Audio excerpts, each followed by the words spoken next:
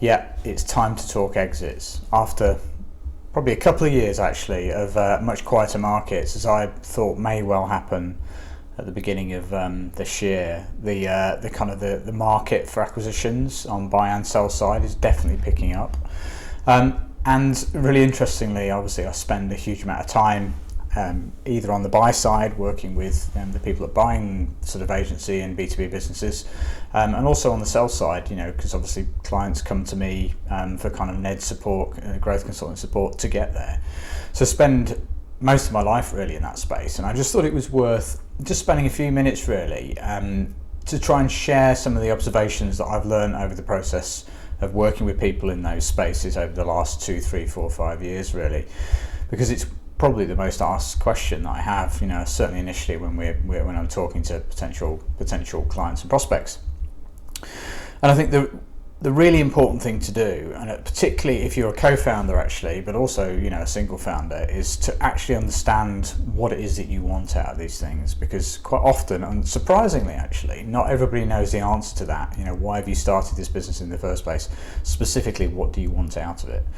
And so often with kind of new NED and new consulting clients, I spend quite a bit of time in kind of the initial period really sitting down with them face to face and understanding what that looks like. And obviously if there are co-founders, making sure that there's real alignment around that as well, because obviously there often isn't, and it's clearly sometimes something that feels a little bit too personal to talk about, but it's probably the most important conversation that you can and should have. So I definitely recommend that you do that, particularly if you're multiple founders in a business, because success means different things to different people, and unless you really write it out in black and white and make it really clear, it can be very easy to get lost in it. And I would also suggest doing it, if not annually, then certainly biannually, because things change. The journey is hard. You realise that the hurdles get higher, and so what you think you wanted might not be the thing that you want in the end.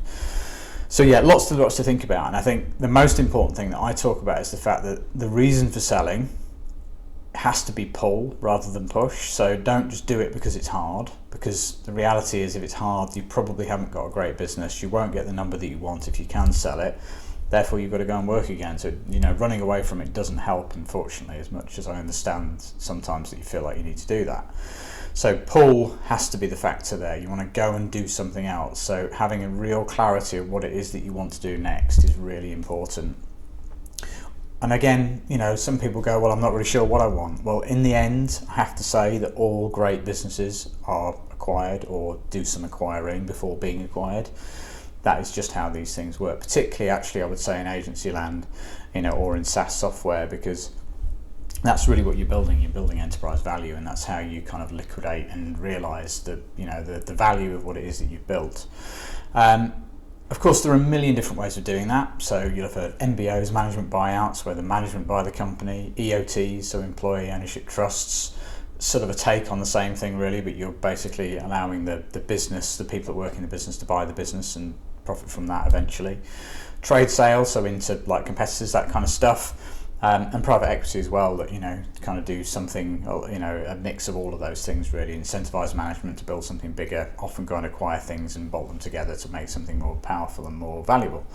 So lots and lots of different ways of doing it. So I understand that it can be confusing, but it all starts with making sure that you really understand what it is that you actually want in the first place, and then really understanding how you get to that plan. And that's obviously how an exit can help you.